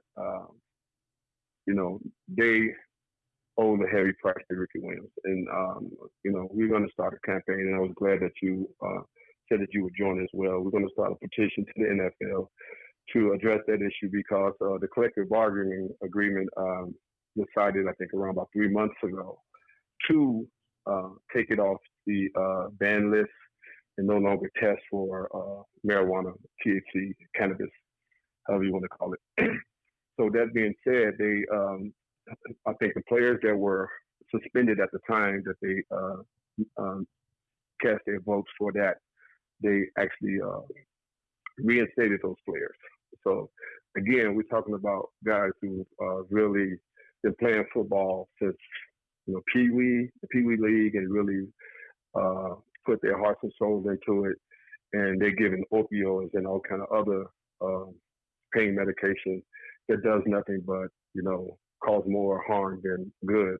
and you have cannabis and CBD products out there that can really do just as much and probably even better, but with less side effects. And so I think it's important that we address those issues as well in sports, but also just in general here in the U.S. All right, let's. Yeah, when you talk about that, there have been some studies, and again, not enough research has been done since it's not legal at the federal level, although CBD is now legal. There have been studies that have shown that using it prophylactically, like taking it before you go out to play football or another contact sport, can reduce the inflammatory effects from a head injury. I'd like to see more research on that. There are former NFL players I've spoken to that have founded CBD companies who have young boys who let their kids play in football leagues. They said only because they give them CBD before every practice and every game. And as a parent, it's their right to choose. But I'd like to see research done and help these players before they get on the field. They're getting knocked around all the time. They get so many more concussions than anyone ever acknowledges. And, and to your point, I didn't play any sports when I was in Chicago, but, moving to Arkansas, especially in the South, football is religion. So, I got on the field kind of late in the game as a sophomore, and I started playing linebacker / defensive end, and I had an opportunity. I had a great career, high school career. Ended up being an All-American, All-Star, playing an All-Star game at Little Rock Memorial Stadium, and just really receiving scholarships and in that area as well. And I used to get hit so many times running through the backfield by those offensive linemen that it just started to wear and tear on my knees, and I started having little dizzy spells. And so when I got to college in my freshman year and I broke my jaw in practice, I decided then that enough is enough. And I just walked away from the game. I never really had the desire to play in the NFL. I love the sport, but I just walked away because I saw it was doing more harm to my body than good. And you're right. It's a heavy price that these athletes pay, and they're not, being treated fairly, I believe. And we got to change that. Yeah, I right, especially if there's something we know might help. People are paying a lot of money to watch them. People are making a lot of money. Let's help them as much as we can, or let them help themselves. Yeah, yes, indeed. Vincent, I'd go one step further. This is a topic for another time, but I actually think that no tackle football before the age of, freshman year, maybe 8th grade. Flag football is a great way to learn the game of football, in my humble opinion. No tackle football, just play flag, and then when they're there. When I say this, a lot of the dads get mad at me, but I just think parents have lost sense. If you think about it, even with PE football, the brain has really not developed yet.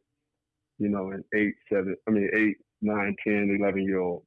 So you're correct. It should be flag football.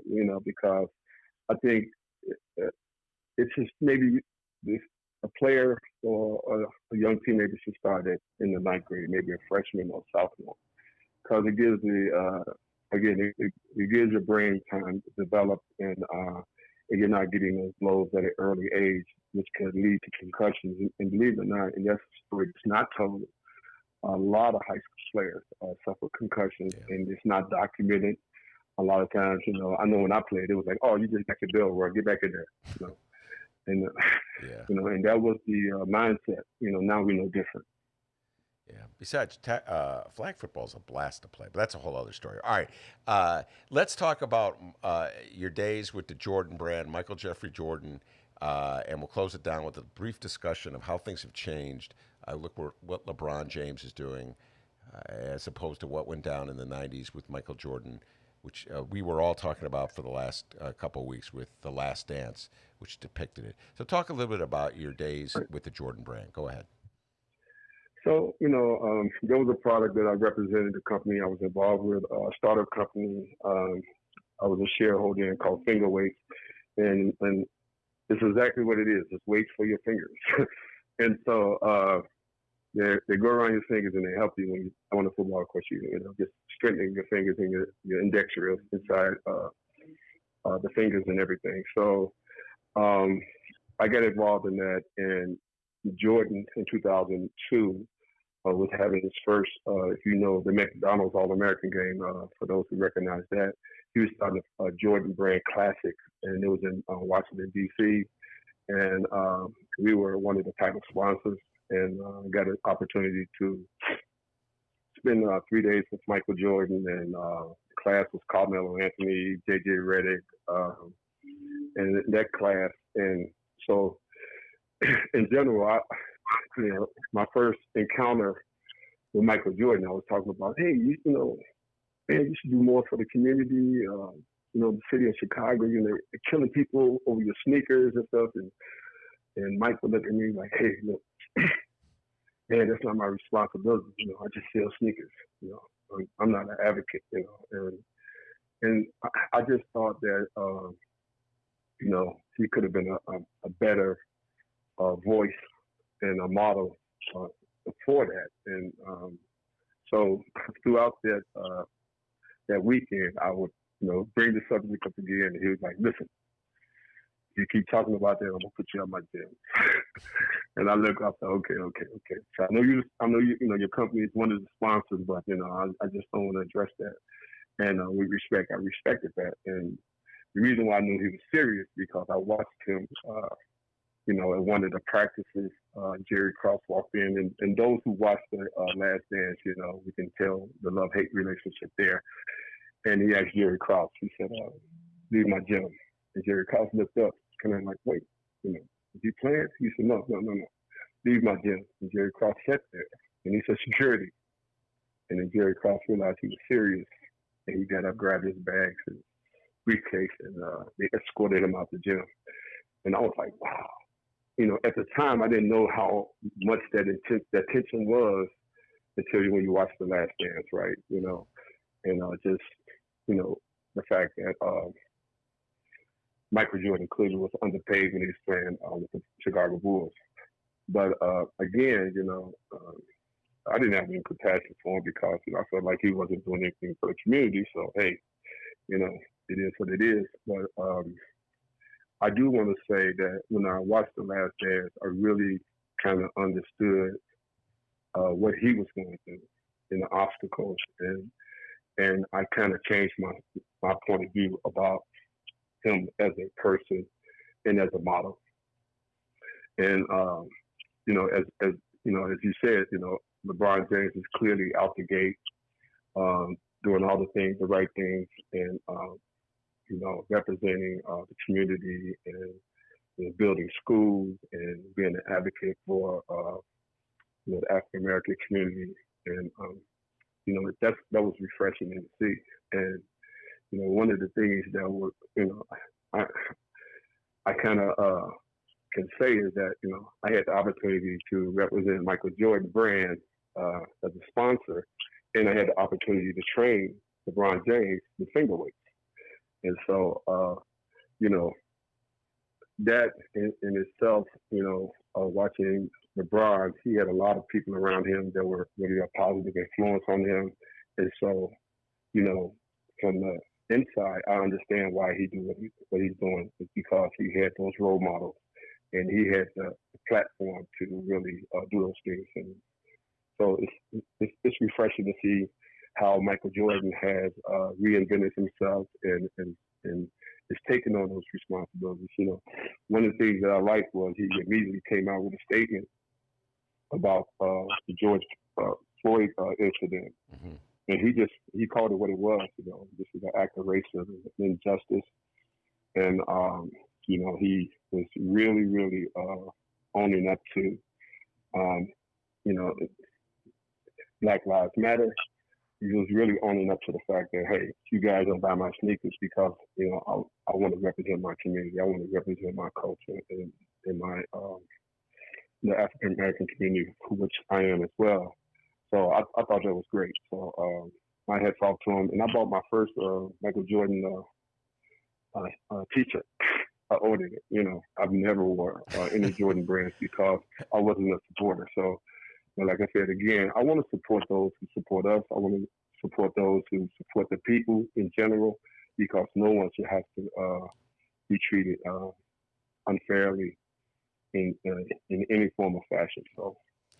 Well, Vincent, I have to tell you this. As a resident of Chicago throughout the 80s and the 90s, and as a diehard Bulls fan, I'm like most Chicagoans, worship the Michael Jordan that played basketball and forever appreciate 6 championships. And you were here through 6th grade. You know how barren things were with Chicago professional sports. Okay, we don't have a lot of championships to root for.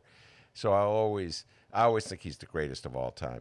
But I had this conversation yesterday. I think I told you about it briefly with Joe Colley of the Chicago Sun-Times, and I urge folks when they get a time to go listen to that download. He's the Bulls beat writer, and I asked him, in his opinion, you know, what his thoughts are comparing and contrasting LeBron James and Michael Jordan. And he said one thing about LeBron James that he always has to give him credit for: he's always about elevating everybody who's around him, and it's not just the players he plays with, but it's the kids he grew up with, you know, back in Ohio, who work with him to this day. And now you see it with his venture, which I'm really impressed by, to try to increase black turnout in this upcoming election. So I thought that was an interesting kind. And he said that Michael Jordan was always generally about Michael Jordan. So I hadn't thought about it in that way, because I'm so biased in favor of Michael Jordan. That's just as a basketball player. What's your thoughts about that contrast? You know, I would have agreed, kind of like I said, if I hadn't really saw the documentary of The Last Dance, and like, again, like I really feel that I have my you know, pulse on the on professional sports and professional athletes. And I agree in some form of fashion, but then also I kind of understand again that, you know, better late than never, you know. So I try not to look back at what was then and kind of look at what is now. And now, clearly, Michael Jordan is stepping up to the plate. And let's give credit where credit's due. Part of that is LeBron James. You know, believe it or not, you know, you would think that he would have been the mentor, but really, LeBron James is sort of championing that area as being a mentor and giving back to the community, et cetera, et cetera. And like I said, better late than never.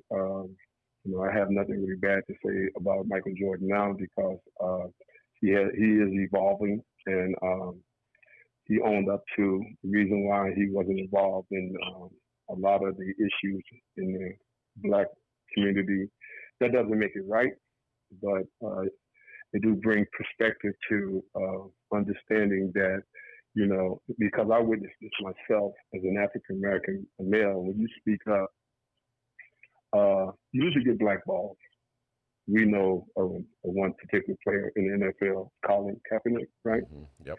So I can understand maybe we might not, but probably some of the fear that Jordan had to go through during this time as Chicago Bulls and representing their mental. All right. Because several African American athletes, Jim Brown, Kareem Abdul-Jabbar, you know, the list goes on. Chris Jackson, which changed his name to Muhammad Radu, paid a heavy price when they spoke out. And again, you know, we got to change that, and hopefully for the better with what's going on now. We're starting to see athletes take the mantle and run with it, and really get out there and be a voice for the community. And we have to add Craig Hodges' name to that list here in the city of Chicago. Oh, yes. Oh, wow. Definitely.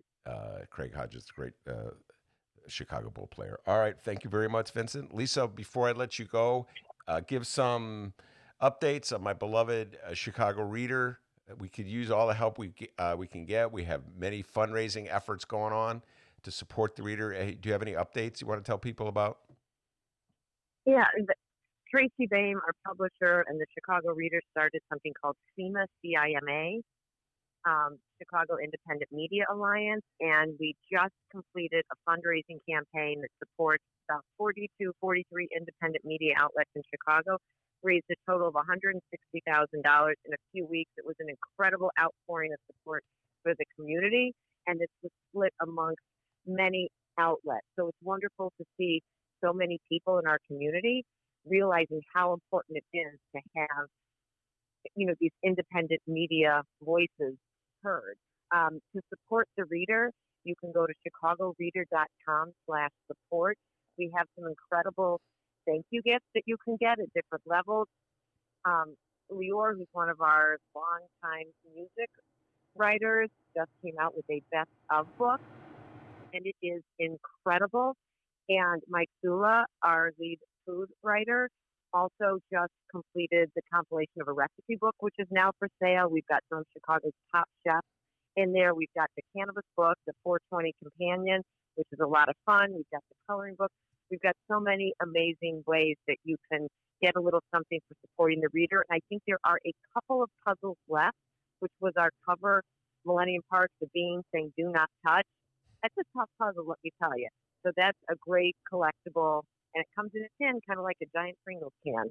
So thank you for those who have supported us, and everyone else who wants to. You can donate any amount. $1 is appreciated. Everything helps us to provide you with this wonderful Ben Joravsky show and a lot of great coverage of Chicago issues. Yes, and I'm going to make my own contribution. I've had a lot of psychological twists and turmoil over.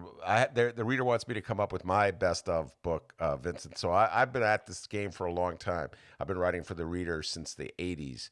So I've been having to go through. I know. I know. When he said, "Oh, that was translation," God, he's old. Anyway, so I'm having to go through. If you were more modest then, it would be easier.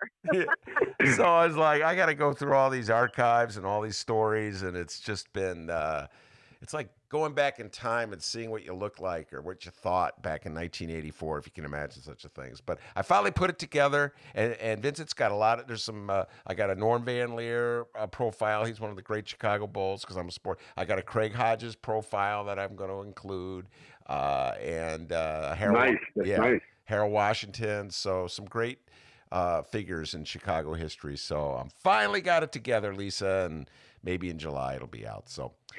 Now, can I say this? I want to shout out real quick. When you said Harold Washington, let's really shout out Mayor Lightfoot. It's a tough job, and let's get behind it. Democrat, Republic, whatever you are. Let's get behind her and support her because she's trying to really change the culture of the city. And so I want to send a shout out to her for that. All right, Vincent. We're going to get you part of the political conversation. We've been talking a lot about Lori Lightfoot all day and her relationships with the Chicago City Council, so we'll bring you back for that. Vincent Norment, thank you so much. Lisa Solomon, thank you very much. Cannabis Conversation. And I know I'm going to have Vincent Norment back on the show. We'll probably talk politics, sports, all kinds of things. So thank you both for stopping by. Appreciate it. And Dr. D, any updates for us? Huh? You got any updates Love before we head that out? segment. Yeah, a little follow-up here. We had some breaking news about Bobby Rush in his office. All right, I have a little video, but to recap here, several Chicago police officers were captured. This is from WGN. Several Chicago police officers were captured on video relaxing inside the recently burglarized office of Congressman Bobby Rush while nearby businesses were looted. This is what Lightfoot said today. Surveillance video taken inside the longtime Congressman's South Side campaign office in the early hours of June 1 shows a group of officers just chilling, sitting, making popcorn. They're on their phone. One dude's napping while small businesses on the South Side were looted and burned. This has really peeved the mayor. She's not happy about it. What I'm going to do is I'm going to play this audio from WGN. For the love of God, don't sue us, guys. Just trying to cover this story for our listeners. Don't sue us. And maybe hire me. I don't know. Okay, here we go. Video that shows shocked and enraged by video that shows roughly 13 Chicago police officers and supervisors appearing to lounge in Congressman Bobby Rush's campaign office after it had been burglarized earlier in the day while nearby stores were being looted. This is just some of that video released this afternoon. Congressman Rush said it happened nearly 2 weeks ago on June 1st as violence flared across the city. Rush said a burglar alarm went off at his office. Hours later, officers arrived, and even after that, when the congressman's staff reviewed videotape, they found this video of officers with their feet up, some making popcorn and coffee, appearing to relax in the congressman's office. The group included several supervisors. The mayor said, quote, "These individuals were lounging in a congressman's office while small businesses on the south side were looted and burned, and while their own colleagues were getting bottles thrown at their heads." While police have had days off canceled, they've been working very long shifts. The police superintendent said, quote, "Seeing officers asleep during a riot with supervisors in tow reflects on our leadership." The superintendent saying the department's integrity is more important than protecting those officers from strict discipline. He said these officers will be disciplined severely. The mayor called. Yeah, this story is just breaking. We'll be talking about this. Yeah. Now I'm starting to understand what was going down a little bit. Yeah, I could tell you didn't know what was going on. Yeah, I didn't know what when you first dropped I really that thing. didn't either. So in other words, they investigated the burglary, and then once they were investigating, they said, let's sleep on the couch and eat some popcorn. And yeah, we're not here. We will not hear the home, end of save this lives. Guys, get out. What are you doing? All right, so that's our show. And I'm going to try to get the audio from Lori, just probably ripping people tomorrow. So yeah, we'll hear that tomorrow. And we have 2 interviews we're going to do. Our day is just starting. We're going to record for bonus segment, T.B. Buchanan and David Seaton taking the deep dive in politics. Haven't had a good political discussion in a while, D. National politics, Joe Biden, Donald Trump, that kind of thing. So always look forward to Atiba and David Seaton. They're the co-hosts of a talk show on WVON. And Henry Davis, the pride and joy of South Bend, Indiana, will be in. We'll be talking politics with him as well. So a lot of political talk ahead of us. And you can download those, all right? Tonight, they're going to have that available. Which one's going to be available for tonight, Henry Davis? Negatory. Oh, we don't do that. Bonuses. Okay, thank you. Weekend bonuses. We don't know what the hell we're doing, guys. I do. I knew we were doing it as a weekend. You can get those over the weekend, along with Jim Coogan. At what website? What's that? What websites can you find those at? BennyJShow.com. Oh, yeah, BennyJShow.com, huh? All right. He's slick, that young guy from Alton, Illinois. It takes 2 to tango, pal. Both Chicago Sun-Times, Chicago Reader websites, and wherever else you download your favorite podcast. Well done, young man. All right, good job as always. I want to thank our guest, Lisa Solomon and Vincent Norment. And, of course, the man, the myth, the legend, the pride and joy of Alton, Illinois. And as Vincent and Lisa can tell you, back home in Alton, they call him White Lightning. Give yourself a raise. Take it out of petty cash. See you tomorrow, everyone.